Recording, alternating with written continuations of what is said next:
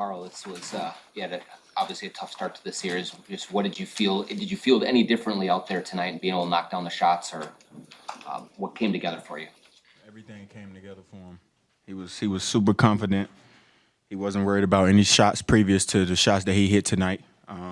He played exceptionally well, and he came through big time. And he was the reason we won tonight. Shots Carl came out of play where Kyle directed to the corner. Kyle set a screen. Kyle told Ant to pass it. What is it like sometimes having our plays, man? We got some good plays. But like, what is it like kind of having a coordinator on the court sometimes, like Kyle can seemingly be? Kyle's special. Yeah, he's special. Everything that we need, man.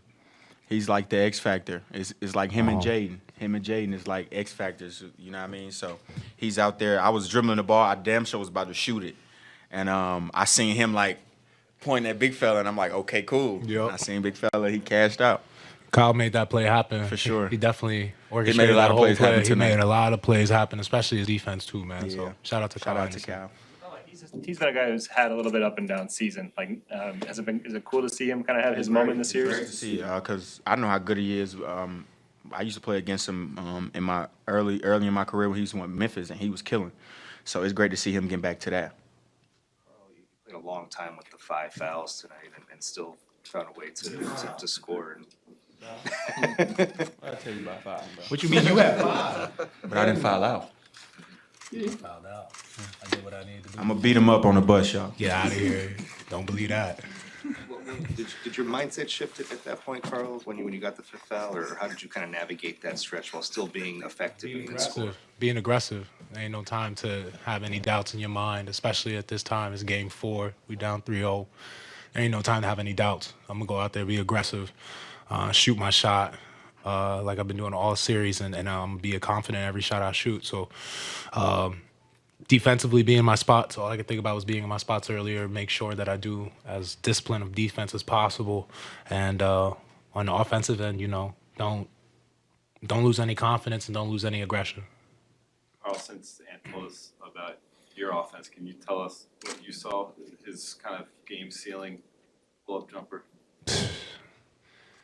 Man. When I was on the bench, I had a front row seat to watch it, when I fouled out.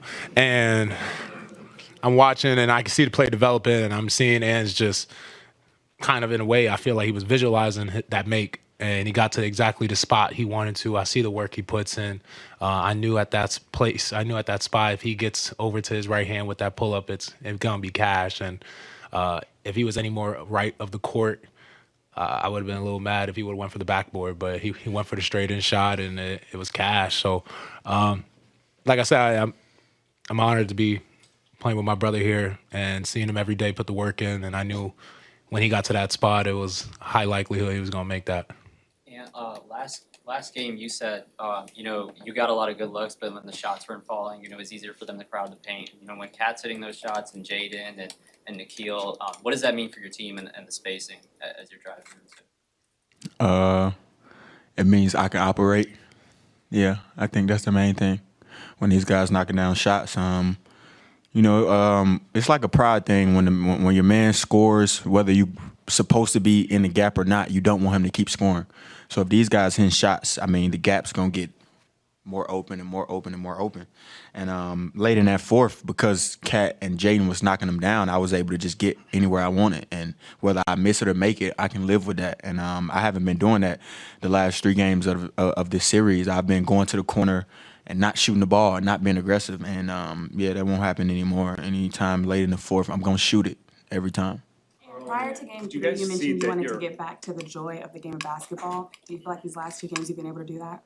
I feel like last game I did it early, and then as the game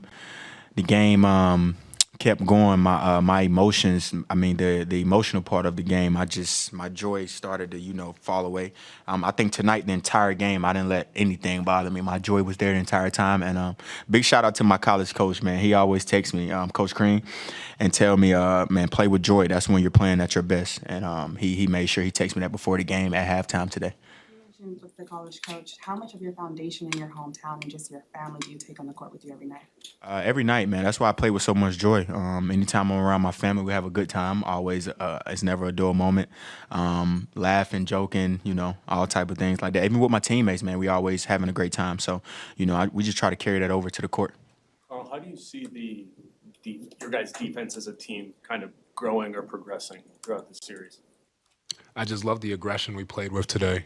You could tell that we had that desperation that makes us special. I talked about it in shoot around, just that desperation, playing with so much energy on defense, making those rotations and the plays needed to win. And, the numbers speak for themselves. We showed up defensively tonight against a really great team and did the things we needed to do to win the game, especially on the road. Mike Conley is over here, y'all. Y'all got any questions for Mike? Y'all want to ask me about Mike?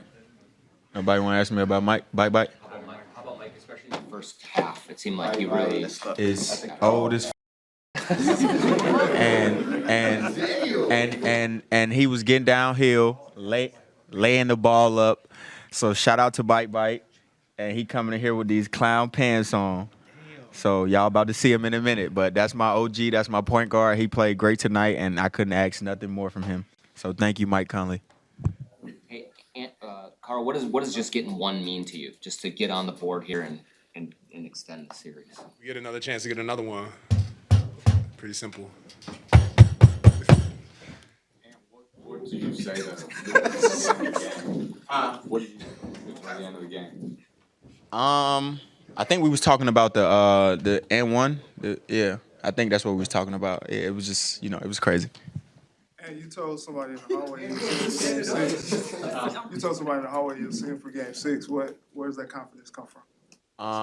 What am I supposed to say? I'm supposed to say we're gonna lose Game 5? No, I'm not gonna never say that.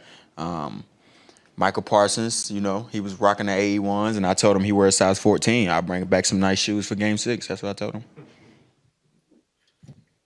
Here goes Mike Conley,